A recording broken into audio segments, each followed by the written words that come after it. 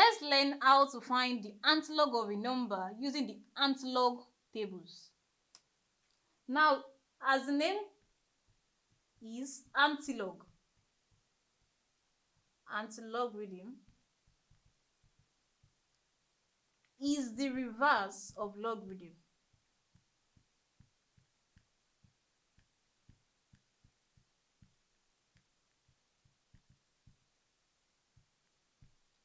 That is, the antilog of a number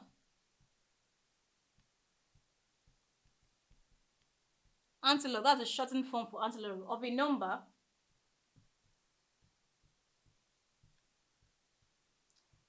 is the value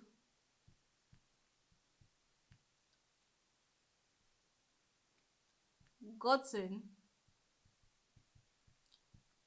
by raising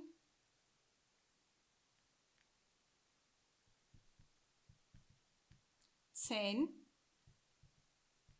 to the power of the number. That is, this is what we are saying. Let's say we have antilog of a particular number a. That means the value we are looking for is 10 raised to the power of a. That's just it.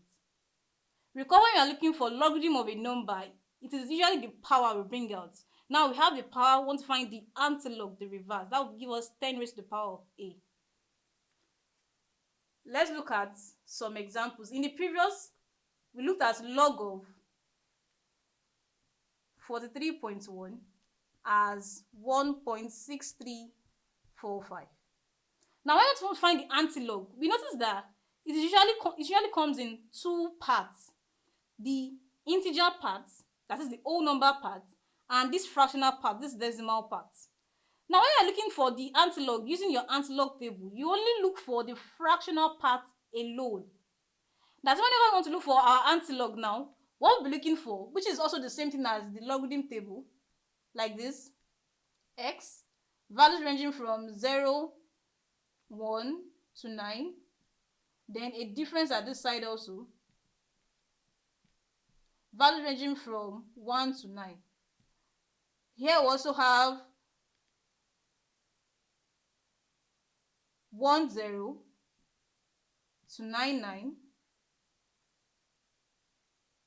So whatever value we are looking for would be under this. For here, we'll be looking at 63 under 4 difference 5. And 63 will be somewhere here under 4 difference 5. And by the time you do that, you'll be having antilog of 1.6345. When you take under the antilog, when you take 63 under 4 difference 5, you'll be having 4310. And here, this integer part determines where the decimal place is going to be.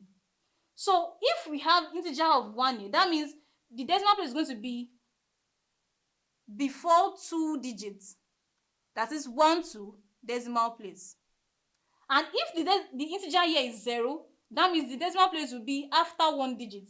That is, if this place is 0, 1, decimal place is going to be here. So whatever integer you have here determines where the decimal place is going to be, and for the fractional part is what we check in the antilog table. Thank you.